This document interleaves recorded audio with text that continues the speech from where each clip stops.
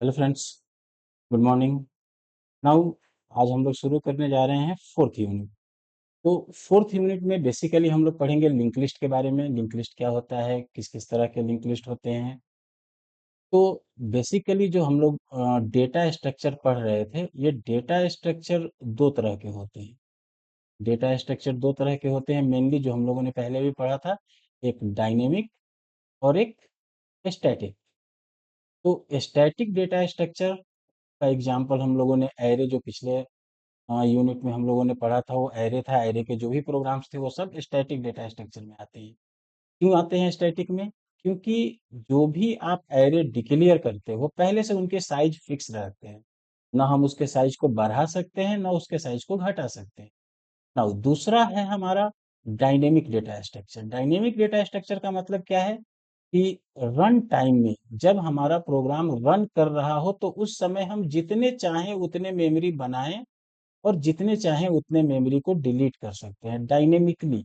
मतलब run time में memory बनाना और रन टाइम में मेमोरी को हटाना। तो ये डायनेमिक डेटा स्ट्रक्चर के अंदर आता है हमारा लिंक लिस्ट।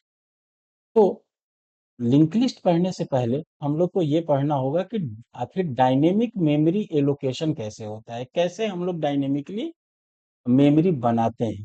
देखो, जब भी हम डायनेमिकली मेमोरी बनाएंगे तो वो तो रन टाइम में ही बनेगा। उसके लिए हम पहले से वेरिएबल डिक्लेयर नहीं कर सकते हैं। तो पहले हम लोग ये देखते हैं कि डायनेमिकली मेमोरी बनाते कैसे हैं। तो इसके लिए पहले हम ये चैप्टर देखते हैं, डायनेमिक मेमोरी एलोकेशन। तो डायनेमिक मेमोरी एलोकेशन क्या होता है? सॉरी, लोकेशन नहीं, ये एलोकेशन है। कैसे एलोकेट करते हैं dynamically memory allocation. Allocation dynamically कैसे मेमोरी एलोकेट किया जाता है। तो देखो, डायनेमिकली मेमोरी एलोकेट करने का मतलब क्या है कि पहले से हमारे पास कोई भी एड्रेस ब्लॉक नहीं है। हमने नया एड्रेस, नया मेमोरी बनाया। और जब हम कोई नया जगह बनाएंगे तो हमें तो उस जगह का एड्रेस मिलेगा, तो हम उस एड्रेस को स्टोर करेंगे। एड्रेस को स्टोर किस में करेंगे? पॉइंटर वेरिएबल में। इसलिए हमें हर डायनेमिक मेमोरी लोकेशन वाले प्रोग्राम के लिए पॉइंटर वेरिएबल का जरूरत पड़ेगा। सो होप सो हम लोगों ने पीछे के क्लास में पॉइंटर भी देखा था, और आप लोगों ने फर्स्ट सेमेस्टर में भी पॉइंटर पढ़ा होगा। तो बिना पॉइंटर के कोई भी लिंक लिस्ट का प्रोग्राम नहीं होगा। इसलिए आप लोग अगर नहीं पढ़े हो तो थोड़ा सा पॉइंटर को रिवाइज कर लो। नाउ मेम तो इस डायनेमिक मेमोरी एलोकेशन के लिए प्रोग्राम में जितने भी एलिमेंट रहते हैं, हर एलिमेंट के लिए हम लोग मेमोरी ब्लॉक बनाते हैं और उनका बेस एड्रेस लेते हैं। मतलब सिंपली होता क्या है कि जब भी हम मेमोरी में कोई जगह बनाएंगे, तो उस जगह का एड्रेस हमको रिटर्न करेगा और उस एड्रेस को हम स्टोर करेंगे। और जब हम एड्रेस को स्टोर करेंगे, तो उसी पॉइंटर वेरिएबल के हिसाब से ही हम सारा कैलकुलेशन या सारा काम करेंगे। अगर हमने पहले से वेरिएबल बना लिया, तब तो वो स्टैटिक मेमोरी लोकेशन हो गया, उसे कंपाइल टाइम मेमोरी एलोकेशन कहते हैं। और डायनेमिक मेमोरी एलोकेशन का मतलब जब प्रोग्राम रन करने के बाद मेमोरी बना, और ये पॉइंटर वेरिएबल में रहता है, इसे डायनेमिक मेमोरी एलोकेशन कहते हैं, और ये रन टाइम में बनता है। डायनेमिकली मेमोरी बनाने के लिए हम तीन चार फंक्शन का यूज करते हैं। जैसे एक तो है मैलॉक फंक्शन, एक है कैलॉक फंक्शन, रीएलॉक फंक्शन और free function. Free function basically memory को डिलीट करने के लिए यूज होता है। और ये सारे फंक्शंस हमको मिलते हैं stdlib.h नाम के हेडर फाइल में। सो अगर हमको अपने प्रोग्राम में मैलॉक, कैलॉक, रीएलॉक या फिर फ्री फंक्शन का यूज करना है, तो हमें एक एडिशनल हेडर फाइल यूज करना पड़ेगा, दैट इज stdlib.h। ठीक है। तो अब हम लोग वन बाय वन देखते हैं कि मैलॉक का यूज कैसे करते हैं, कैलॉक का यूज कैसे करते हैं, रीएलॉक का यूज कैसे करते हैं। ठीक है। तो पहले देखते हैं मैलॉक। मैलॉक फंक्शन का यूज कैसे करते हैं? सिंपली इसका सिंटेक्स देखो।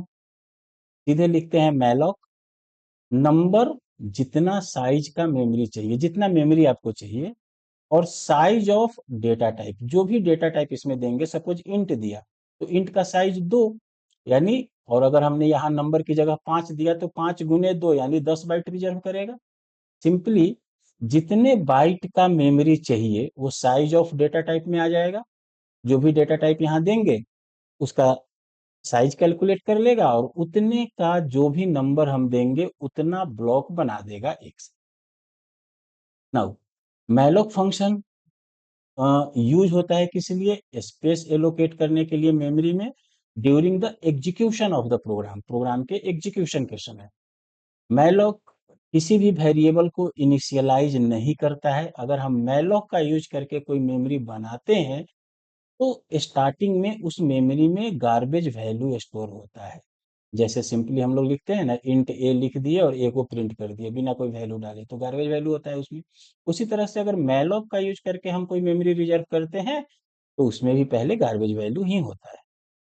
Now malloc function null pointer return करता है अगर किसी कारणवश मेमोरी एलोकेट नहीं हुआ। अगर मेमोरी एलोकेट नहीं हुआ तो वो नल पॉइंटर रिटर्न करेगा, और अगर मेमोरी एलोकेट हो गया तो उस जगह का एड्रेस रिटर्न करेगा। अब हम इसको एक प्रोग्राम के द्वारा देखते हैं। सिंपली इस प्रोग्राम में देखो, studio dot H, conio dot H, ये दोनों तो पहले से था ही। चूंकि मैलोक का यूज करना है इसलिए stdlib डॉट एच का यूज किया गया। एक कैरेक्टर बनाया गया स्टार मेमोरी, एक मेमोरी मतलब पॉइंटर वेरिएबल है ये मेम नाम का। ठीक है, यहाँ पर मेम इजकल टू लिखते हैं। पहले तो यहाँ से देखो मैलोक 8 इंटू साइज ऑफ कैर, मतलब कैरेक्टर का कितना साइज होता है 1 बाइट। 1 गुने 8 मतलब 1 बाइट का 8 ब्लॉक बनाया और यहाँ पर उसे कैर स्टार में चेंज कर दिया, कन्वर्ट कर दिया। टाइप कास्टिंग आप लोगों ने पढ़ा होगा सी में, तो टाइप कास्ट कर दिया। चूंकि हमारे पास जो पहले से वेरिएबल है ये मेम नाम का, ये वेरिएबल किस तरह का है? कैरेक्टर पॉइंटर टाइप का। तो यह जो एड्रेस रिटर्न करेगा उस एड्रेस को कैरेक्टर पॉइंटर में कन्वर्ट करके इसमें स्टोर कर लिया। ठीक है, अब यहाँ चेक कर लिए कि अगर मेमोरी हमारा नल है, दैट मीन्स कि मेमोरी एलोकेट नहीं हुआ। अगर नल नहीं है तो एल्स कंडीशन में हम लोग उस मेमोरी पर मोतिहारी स्ट्रिंग भेज दिए। चूंकि हमारे पास 8 ब्लॉक है तो एम चला जाएगा पहले वाले में, वो चला जाएगा दूसरे वाले में, इस तरीके से सारा 8 कैरेक्टर आ जाएगा। और हम प्रिंट कर दिए simply memory allocated, dynamically allocated memory output percentage memory, फिर ये मोतिहारी प्रिंट कर दिया। सिंपल सा प्रोग्राम है। उसके बाद फ्री मेमोरी आपको डी एलोकेट हो जाएगा। इससे फ्री का यूज होता है डी एलोकेट करने के लिए।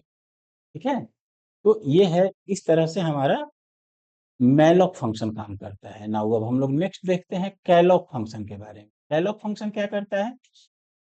Calloc function is also like malloc function, ये भी सिमिलर होता है मैलोक फंक्शन के जैसा ही, बट इसमें दो अंतर होते हैं। पहला डिफरेंस ये है कि कैलॉक इनिशियलाइज कर लेता है, जो भी एलोकेटेड मेमोरी होता है ना उसको इनिशियलाइज कर लेता है जीरो से। यानी अगर कैरेक्टर टाइप का रहेगा तो नल रहेगा, और अगर नंबर टाइप का रहेगा तो उसमें वैल्यू जीरो आएगा। लेकिन मैलोक पहले से गार्बेज वैल्यू रखता था, वो एलोकेट नहीं करता था। अगेन इसमें भी ये तीनों ऐड करेंगे, stdlib.h एक्स्ट्रा ऐड करेंगे। फिर यहाँ पर सेम प्रोग्राम एक बनाते हैं कैर स्टार मेम कैर कैलॉक। इसमें हम लोग 2, 8 गुने ये देने का मतलब क्या हुआ कि 8 8 ब्लॉक का मेमोरी दो ठो बनाया, यानी 16 हो गया, यानी 2/8 का एरे बन गया। अब इसमें आ, अगर चेक कर लिए कि अगर बाकी तो काम सेम ही किए, वही कैरे उसको टाइप कास्ट कर दिए कि अगर मेमोरी इक्वल टू नल होता है तो समझ लो कि मेमोरी एलोकेट नहीं हुआ, और अगर हो गया तो उसमें वैल्यू डाल दिए और फिर उसे प्रिंट कर। सिमिलरली वही प्रोग्राम के जैसा। नाउ अब नेक्स्ट एक है री एलॉक। री एलॉक क्या होता है? री एलॉक फंक्शन का हम लोग यूज करते हैं कि अगर पहले से हमने कोई मेमोरी बनाया, एलोकेट कर लिया मेमोरी किसी भी फंक्शन का यूज करके, चाहे मैलॉक हो या कैलॉक फंक्शन का यूज करके, अगर आपने कोई मेमोरी बनाया और उसे वापस से आप नया साइज देना चाहते हो, जैसे मान लो हमने मैलॉक फंक्शन का यूज करके कोई मेमोरी बनाया 8 बाइट, हमें चाहिए 12 बाइट, तो फिर से री एलॉक कर दो, तो फिर उससे काम हो जाएगा। If enough memory does not exist, अगर जितना हमने मेमोरी बनाया है उतना एग्जिस्ट नहीं करता है करंट ब्लॉक में, तो फिर हम री एलॉक फंक्शन का यूज करके रीएलोकेट कर देंगे, और वो कॉपीज द एग्जिस्टिंग डेटा, एक जो भी डेटा हमारे पास पहले से है उसे कॉपी कर देगा नए ब्लॉक पे, और पुराने ब्लॉक को फ्री कर देगा, हटा देगा। और एक फ्री फंक्शन है हमारा जो मेनली यूज होता है एलोकेटेड मेमोरी को फ्री करने के लिए। जैसे कि जो भी मैलॉक, कैलॉक या रीएलॉक का यूज करके आप जो मेमोरी बनाओगे, उस मेमोरी को फ्री फंक्शन का यूज करके हम लोग हटा सकते हैं, डिलीट कर सकते हैं ना। अब एक इसका प्रोग्राम देखते हैं। यहाँ से देखो, देखो सिंपली वही studio dot H, conio dot H, स्टडीलॉग डॉट, ये तो तीनों एक ही लाइन में लिख दिया गया है, तो आप समझ रहे हो। कैरेक्टर एक बनाया, मेमोरी, यहाँ पे साइज दिया मैलोक में 20 बाइट का बना। अगर नल है तो could not able to allocate memory, वहीं strcpy उसमें मोतिहारी हमने डाल दिया, यहाँ तक तो ठीक है। फिर हमें लगा कि नहीं 20 में हमारा काम नहीं चलेगा, तो हम क्या करेंगे, डायनेमिकली एलोकेटेड मेमोरी आउटपुट, ये तो आउटपुट हमको मिल गया। उसके बाद फिर से ये वाला स्टेटमेंट देखो, मेमोरी कैर स्टार सिमली सब कुछ वैसे ही रहेगा, सिर्फ यहाँ पे हमारा रीएलोक फंक्शन आ गया। और किस मेमोरी को रीएलोक कर रहे हैं, तो मेम नाम के मेमोरी को, जो मेम पहले से था, और पहले से हमारा जो भी साइज रहा हो, नया साइज हम उसका 200 दे रहे हैं, यानी 200 कैरेक्टर का नया साइज बन जाएगा, रीएलोकेट हो जाएगा मेमोरी उसी नाम से। फिर अगर नल है तो कुड नॉट एलोकेट, और अगर नल नहीं है तो उसमें हम space is extended up to 200 character, फिर से उसको प्रिंट कर दिया हमने। बाकी का काम तो वही है जैसे हम लोग पहले से करते आए। तो ये हो गया आपका डायनेमिकली मेमोरी एलोकेट करने का तरीका। नाउ जो मेमोरी होता है हमारा, स्टैटिक मेमोरी लोकेशन या डायनेमिक मेमोरी एलोकेशन, इसमें थोड़े से डिफरेंस है। आप इस डिफरेंस को देख लेना, कभी कभी एग्जाम में पूछे जाते हैं। जैसे in static memory allocation, memory is allocated while writing the C program. अगर स्टैटिक मेमोरी लोकेशन की बात करें तो उसमें मेमोरी कब एलोकेट होता है, जब हम प्रोग्राम लिखना शुरू करते हैं उसी समय। और जो भी रिक्वेस्टेड मेमोरी होता है वो कंपाइल टाइम में ही एलोकेट हो जाता है। जबकि डायनेमिक मेमोरी लोकेशन में क्या होता है, जो भी एलोकेशन होता है मेमोरी का, memory is allocated while executing the program, जब प्रोग्राम हमारा एग्जीक्यूशन शुरू हो जाता है तब वो होता है। This means at run time memory is allocated, run time में मेमोरी एलोकेट होता है यहाँ पे। नेक्स्ट स्टैटिक में है, memory size can't be modified while execution, execution के समय मेमोरी का साइज को मॉडिफाई नहीं कर सकते हैं अगर स्टैटिक मेमोरी एलोकेशन से किए हो तो।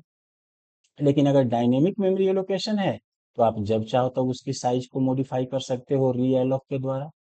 स्टैटिक मेमोरी एलोकेशन का सीधा सा एग्जांपल है एरे, जबकि डायनेमिक मेमोरी एलोकेशन का एग्जांपल है आपका लिंक लिस्ट। लिंक लिस्ट का यूज करके आप डायनेमिक मेमोरी एलोकेशन करते हैं।